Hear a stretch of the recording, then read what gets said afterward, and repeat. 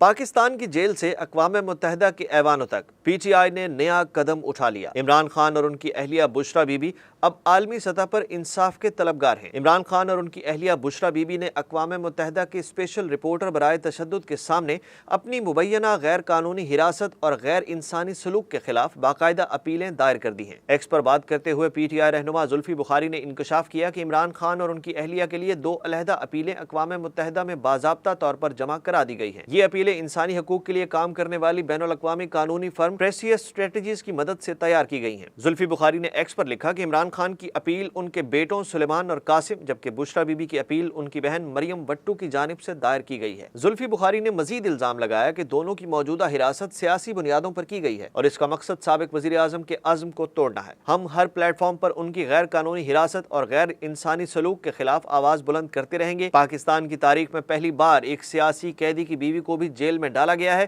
صرف اس لیے کہ اس کے شوہر کا حوصلہ توڑا جا سکے۔ یہ دعویٰ زلفی بخاری نے اپنی اسی پوسٹ میں کیا، جبکہ اس سے الگ عمران خان کے بیٹے قاسم خان نے ایک پوسٹ میں لکھا کہ والد کو تنہائی میں قید رکھا گیا ہے، یہ انصاف نہیں، یہ سیاسی انتقام ہے۔ سابق وزیر اعظم اور ان کی اہلیہ کی جانب سے اپیلیں اقوام متحدہ کے اسپیشل رپورٹر برائے تشدد کو کی گئی ہیں، جو ایک آزاد ماہر ہوتے ہیں، جنہیں اقوام متحدہ کی انسانی حقوق کونسل کی جانب سے دنیا بھر میں تشدد، غیر انسانی یا توہین آمیز سلوک کے معاملات کی تحقیق اور رپورٹنگ کے لیے مقرر کیا جاتا ہے۔ ان اپیلز میں اقوام متحدہ سے فوری تحقیقات اور دونوں رہنماؤں کی رہائی کو یقینی بنانے کا مطالبہ کیا گیا ہے، مگر اب دیکھنا ہوگا کہ کئی مقدمات میں سزا پانے والے عمران خان اور ان کی اہلیہ کی رہائی کے لیے یہ اقدام کامیاب ہوگا۔